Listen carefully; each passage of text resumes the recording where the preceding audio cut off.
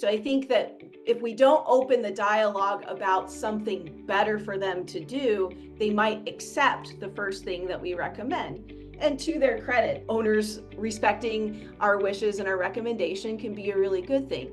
But that being said, let's try to understand the struggles that they are having. Hey everybody, welcome! This episode is sponsored by Zoetis in honor of Itchy Pet Awareness Month coming up in August. For this episode, I was joined by Dr. Jennifer Schissler, and we really kind of had fun reflecting in this episode. We talked about how far we've come in vet med, even in just the last 10 years when it comes to managing itchy pets, and how important initiatives like Itchy Pet Awareness Month are in helping owners recognize discomfort in their pet and understand that there are multiple treatment options available to make their pet more comfortable and improve everyone's quality of life. Like I said, Dr. Schissler was great, and I loved her stories about her experiences with managing itchy pets as new options have become available. So let me tell you a little bit more about her, and then we'll jump in so she can tell you in her own words. Dr. Schissler obtained her veterinary degree from Colorado State University in 2005. She completed her dermatology residency at The Ohio State University. She's been a diplomate of the American College of Veterinary Dermatology for 15 years and has practiced for 19 years. Dr. Schissler practiced in a specialty hospital for Louisville, Kentucky, and was faculty clinician at Colorado State for 10 years. She's consulted for general practitioners in Billings, Montana, and for Zoetis Diagnostics. Dr. Schissler joined Zoetis as a full-time employee in February of 2023. Dr. Schissler's passion is education of general practitioners so they can enjoy dermatology and otology in their practice. All right, let's jump into our talk.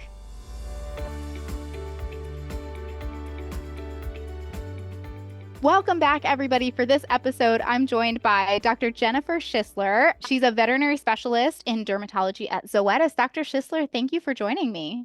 It's great to be here. Thanks for having me. Absolutely. Absolutely. Well, I think we're all feeling it. You know, it's that time of year again. It's quite warm outside and it's itchy dog season. You know, we are all happy to be outside. We're enjoying the weather. We're making the most out of the extra sunshine. But for many dogs, this time of year is when their allergies start to flare up and we start to get those phone calls about the ear infections and the itchy skin and on and on. It kind of like clockwork every year, we'll start to see an increase in these dogs with atopic and allergic dermatitis. So yeah, and I know I'm certainly seeing it in my practice. Absolutely. If you are a general practitioner, you are seeing it. If you're a dermatologist, you're seeing it.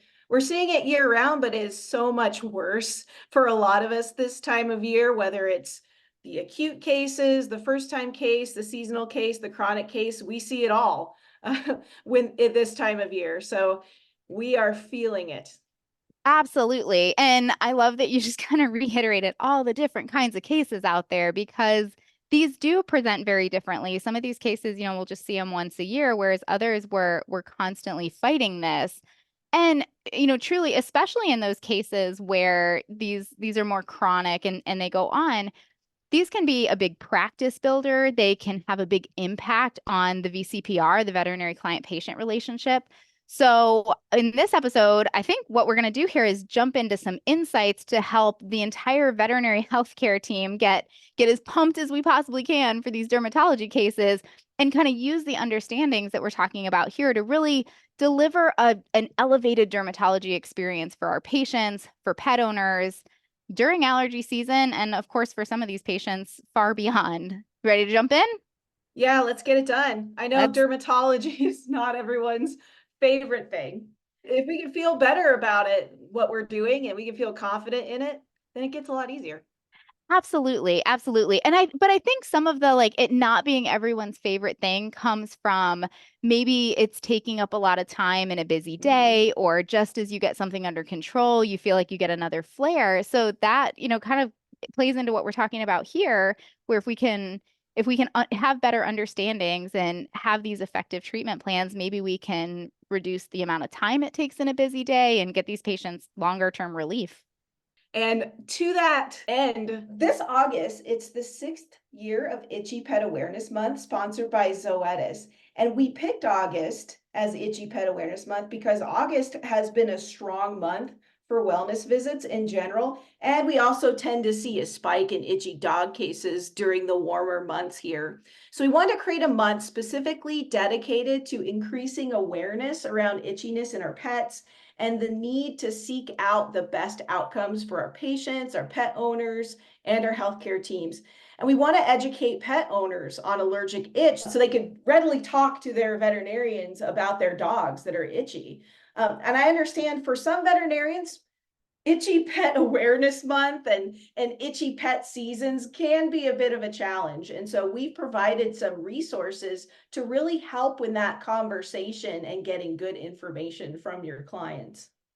Absolutely. And it probably also helps to set those expectations because these can be involved management cases. So help, the pet owner understand that and like you said, create these better, more effective conversations. Of course, the reason why we do things in our veterinary hospitals is so important when our teams are so busy. So, why should we participate in Itchy Pet Awareness Month? Well, let's consider the following information.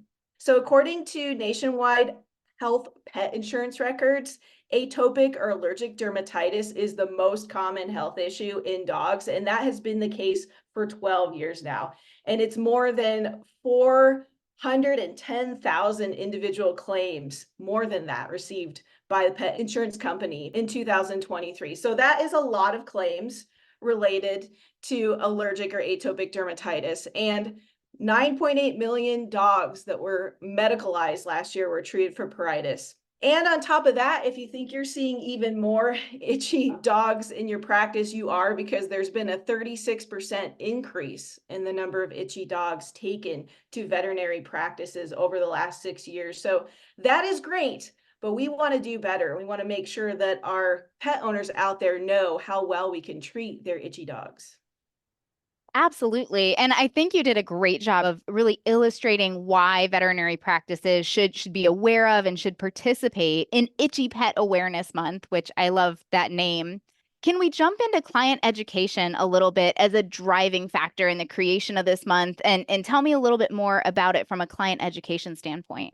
Yeah, as dermatologists, a lot of us really love client education, but it is a challenge because we know that our clients are being constantly bombarded with information about how to treat their pet from multiple sources, a lot of social media. I know that for a fact because my phone and computer know that I love veterinary dermatology. So I get all kinds of information about things that I should use, and I can only imagine how confusing and frustrating that can be. And unfortunately, some of the messages that our pet owners are getting erode trust in veterinarians. So we know that not all resources are created equal. There's a lot of misinformation. So Itchy Pet Awareness Month is a really great time for we as a veterinary healthcare team and vets to show clients why we need to be the number one resource for them that they can trust when it comes to their dog's health. In fact, we know that in 2013, so 10 years ago, we did a study, and at that point in time, 88% of the pet owners with newly itchy dogs had already tried up to 15 things before calling the vet. And I wonder if it's even higher now. I mean, some of them it was up to 15 treatments. And a lot of these at-home remedies that they're using are being recommended by their friends or the internet, and they're not particularly effective in relieving the itch. And that, of course, leads to a delay in diagnosis and things get even worse. So if they can really lean into trusting us early on, that's great. And when they come to trust us and they're asking us questions, let's give them the very best information and treatments, right? Absolutely. It does not surprise me at all to hear that there were that many treatments tried at home. And I would agree with you. It may be more now. And you end up with this long list of things that pet owners have tried that we know as a veterinary healthcare team is not going to be effective for that pet. And, like you said, it delays diagnosis, but also how much money have they spent on these at-home remedies that haven't worked, which means by the time they get to us, not only or maybe we're having to implement more treatment than we would have had to if we diagnosed it earlier.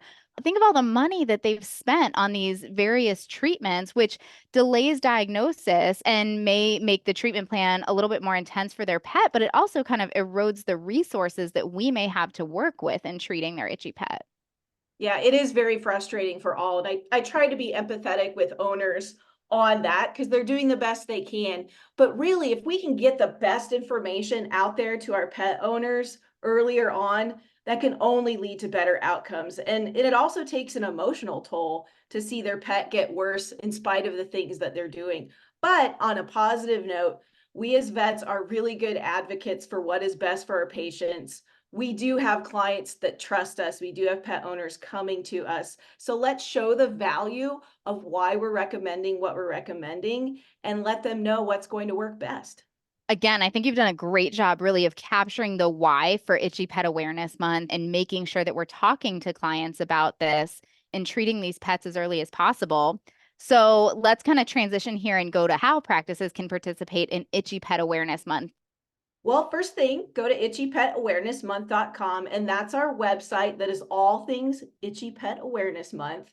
And if you get familiar with it as early as possible, you can really maximize that Itchy Pet Awareness Month. But there's also some resources you can use, not just during this month, but moving forward. Some of the things we have include customizable Facebook and Instagram posts for your hospitals that you can share about Itchy Pet Awareness Months.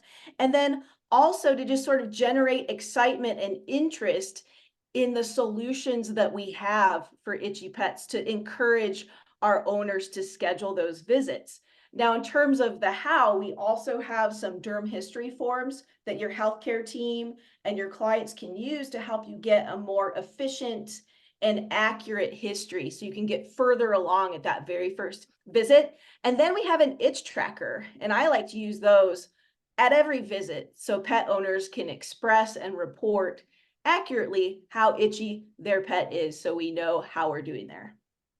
I think that probably does a really good job of showing the pet owner if a treatment plan is working as well. I mean, sometimes we'll get those pets that like they're still itchy, but man, we did a good job improving things. But, maybe we have a pet owner who's like, but they're still itchy. And you can say, yeah, but look how much less itchy they are. Yes, a 9 to a 2, that's a difference, right? Yes, Might still absolutely. be itchy, but a world of difference, right?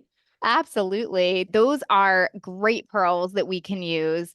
It sounds like there's just a lot to do to be prepared for Itchy Pet Awareness Month. And, the more I think about Itchy Pet Awareness Month, the more I think about, Zoetis and their involvement in the veterinary dermatology space and a lot of the products that we use when we're treating these pets. I mean, Zoetis really kind of plays a big role in this.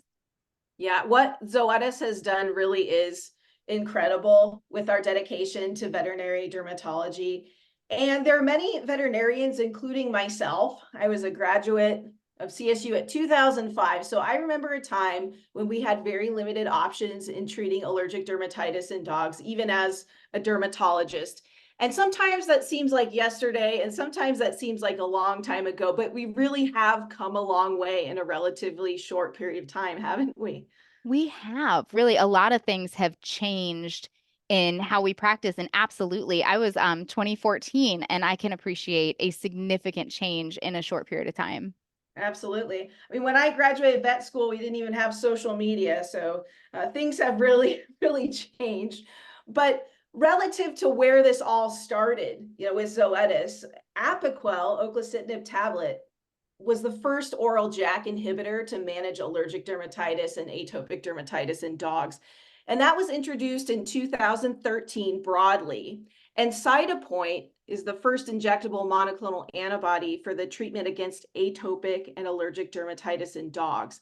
And that was introduced in 2018. And they have changed the dermatology space for vet healthcare teams, vets, dogs, and getting this allergic pruritus under control for dogs. And of course, the pet owners seeing their dogs get better. So if you think about it, and we've looked at it, it's been over 15 million dogs prescribed Apoquel, and Cytopoint has been prescribed to over 9 million dogs. That is a huge accomplishment and also a privilege to be able to revolutionize this space and help so many dogs with allergic pruritus, so many owners, so many veterinarians.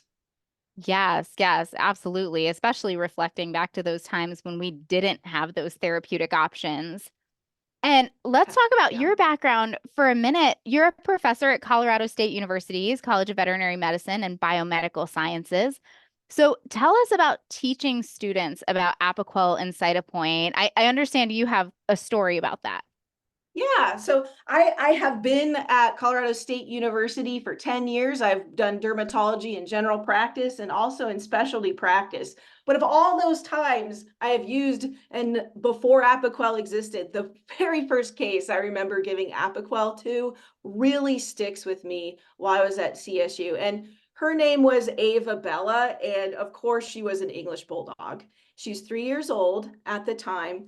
And she presented to me for severe allergy, and she was on prednisolone at 0.1 mg per kg per day. So not particularly high, but despite that, she had PUPD, polyphagia, and she presented because her skin was getting worse, especially on her back. And it was because she had developed calcinosis cutis and a secondary skin infection. So at that time, that was during the early experience program over 10 years ago. We had very limited options before Apoquel came about. So I treated the skin infection and I attempted to transition her to modified cyclosporin.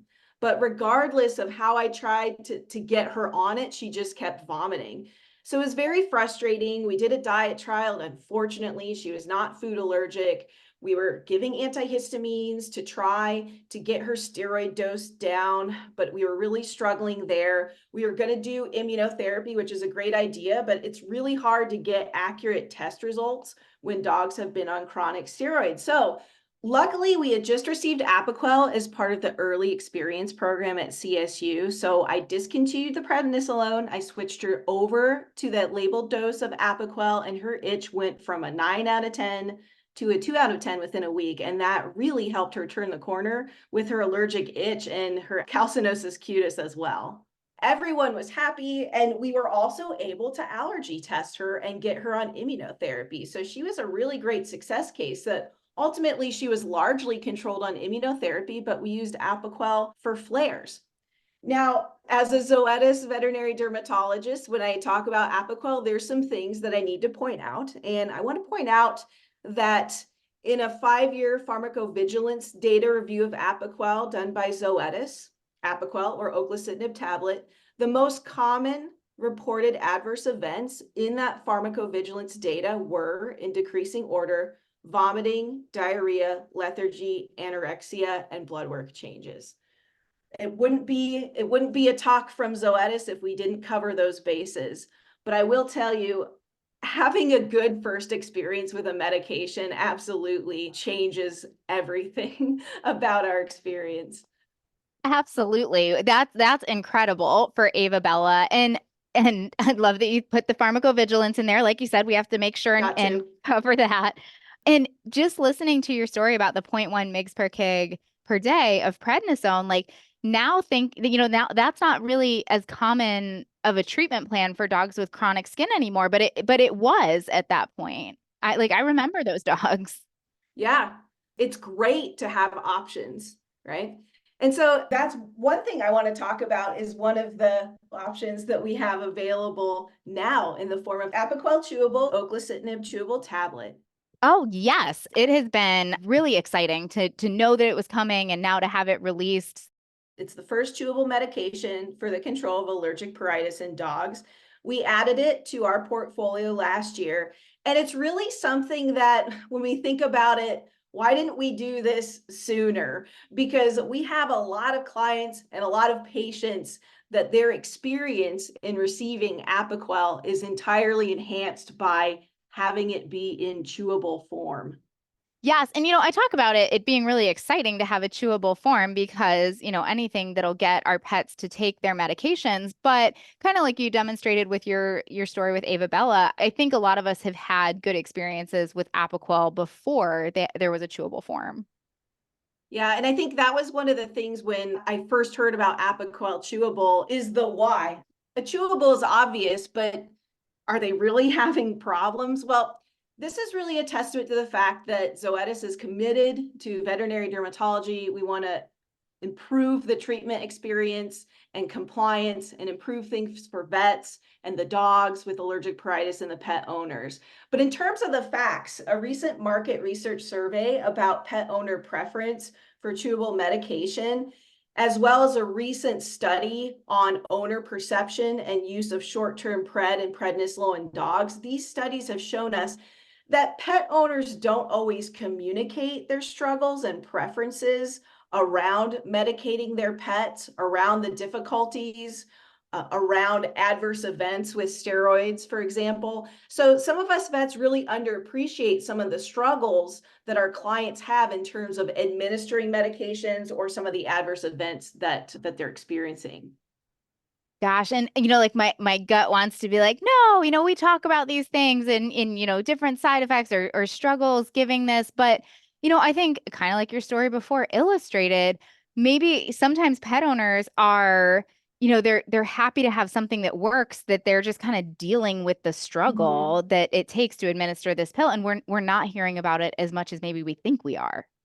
Yeah, and it's hard to believe that we don't hear from clients, because I know as a dermatologist, we talk with them quite a bit. We develop these relationships. But that study I mentioned with the short-term prednisolone, in that study, only 6% of these dog owners proactively reported adverse events of short-term steroid use to their veterinarian. So even though it really stands out to us when owners complain about things, there's actually a lot of things, especially if we tell them they might happen, that they will accept.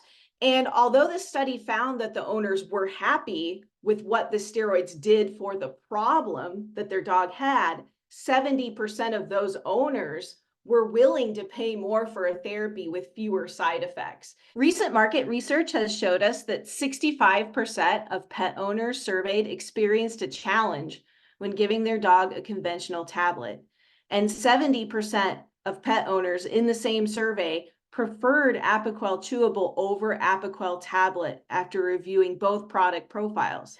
So we know then that pet owners don't always actively tell us that they're interested in trying something different. They will go with our treatment recommendations, even if they're struggling a little bit and may be interested in other therapies.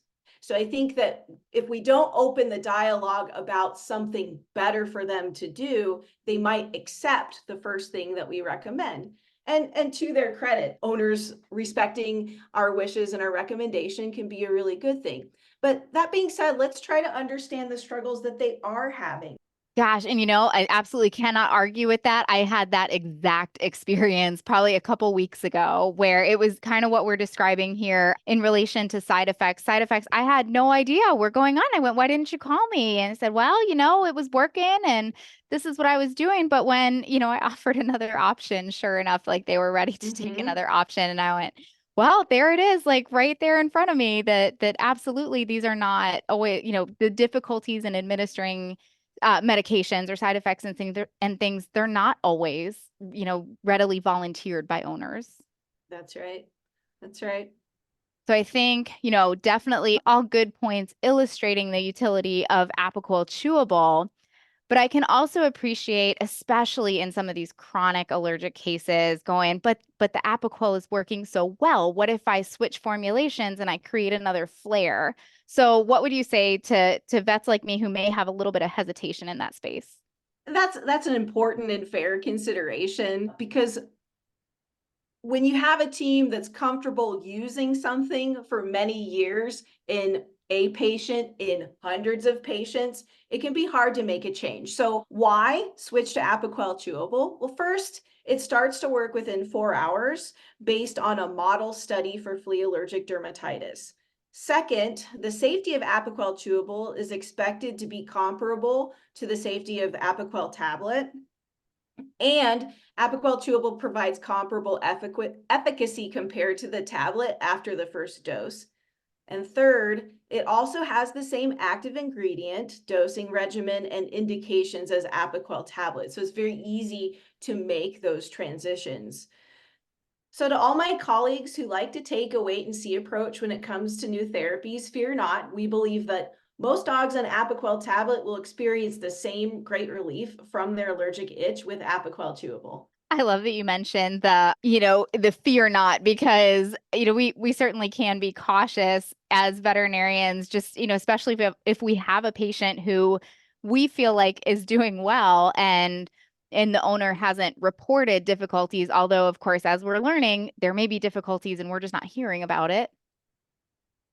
Yeah, and it's important to be cautious. It takes all kinds, but it's important to be cautious because we as veterinarians carry a lot of responsibility. We take our oath to do no harm very seriously. And that's why we want to make sure that veterinarians are informed about our products so that they can make decisions with confidence.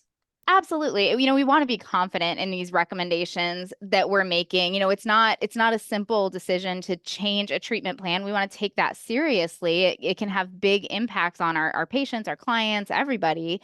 And so, it's good to have the education around the product so that we can make those confident recommendations. That's right. And those confident recommendations lead to better adherence.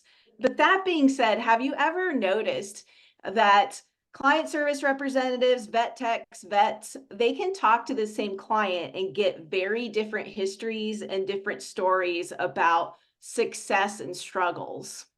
Yes, absolutely. I don't know. I don't think I'm a scary person to tell these things to, but absolutely. Sometimes clients are more comfortable having those conversations with, say, a CSR, technician, or a vet assistant, or somebody in that role.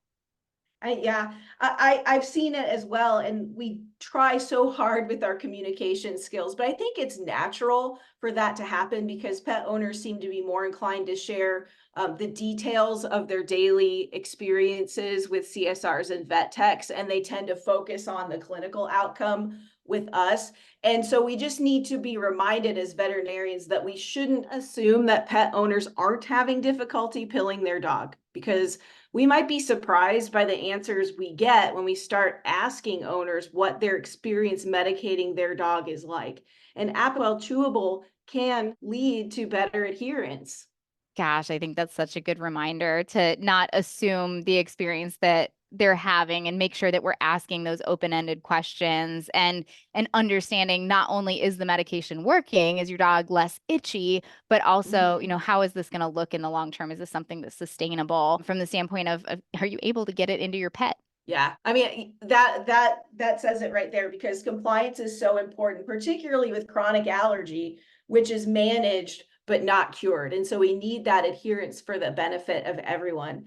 And the third reason I think we ought to really consider the Apoquel chewable is that it's easy to give and it's palatable and dogs like taking it and owners appreciate that because it makes their lives a lot easier. So why wouldn't you want to use a product that makes things easier for the pet owners and the patients in the short term type dosing situations and the long term? And I think we can all relate to that. I think most of us veterinarians prescribe chewable medications when they're available.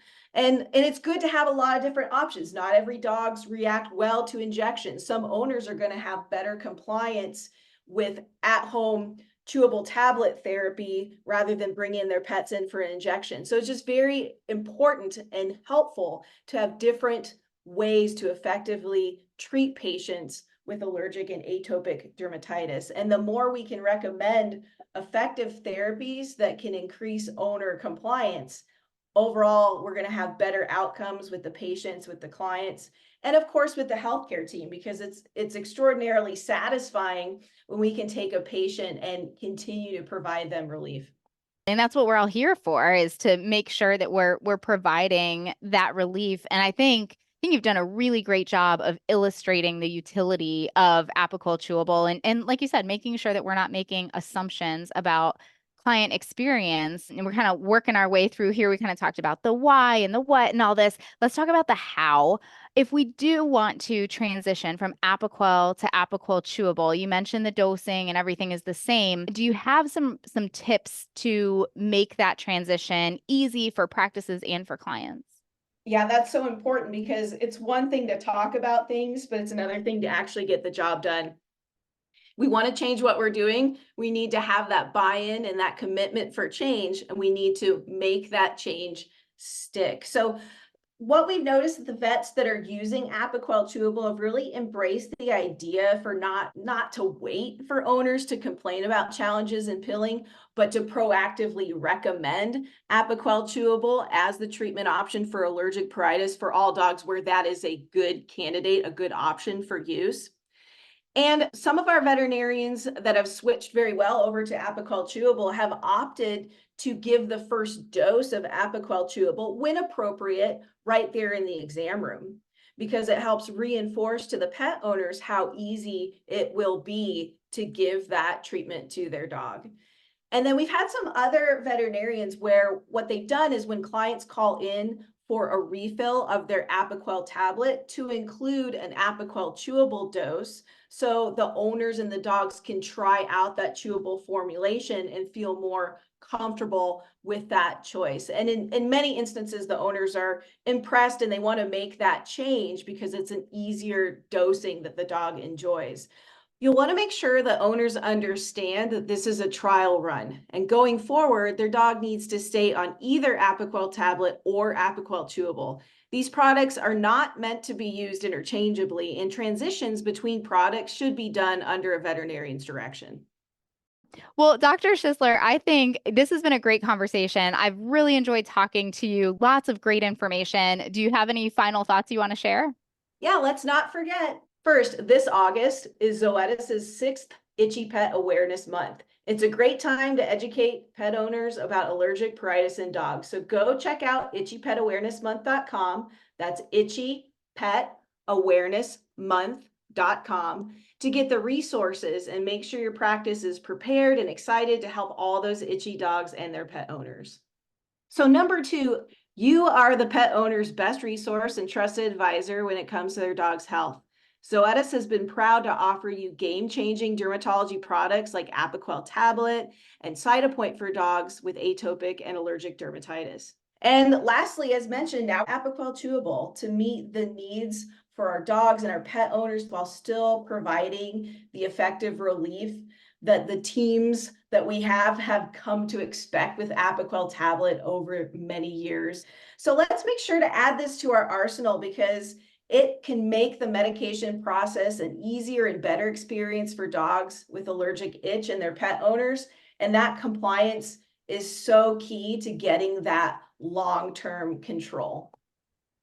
Absolutely. I think those are all important thoughts, and I appreciate you sharing them, and I appreciate you coming on the podcast with me. Thanks for having me. I could talk about allergic itch in dogs all day long.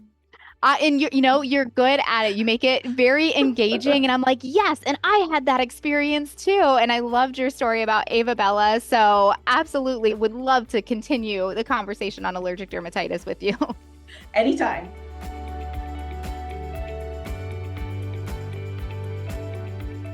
All right. Hope everyone is getting ready for Itchy Pet Awareness Month and, goes and checks out all the resources and everything available.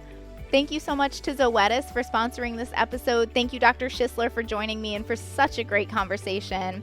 And of course, big thank you to everyone out there who joined us. If you enjoyed this episode, please leave us a 5-star review wherever you get your podcasts to help other veterinary professionals find episodes like this and other episodes that we try to put out there with some great information. For more episodes like this, click on the Education tab on the VetFolio website. As always, we'd love to hear your input on this talk, as well as ideas for topics you'd like to hear from us in the future. Feel free to reach out to me at dvm@vetfolio.com. You can also visit my Facebook page at Dr. Cassi DVM, and you can find me on LinkedIn. And remember, if one animal is better off because of you today, it's a great day.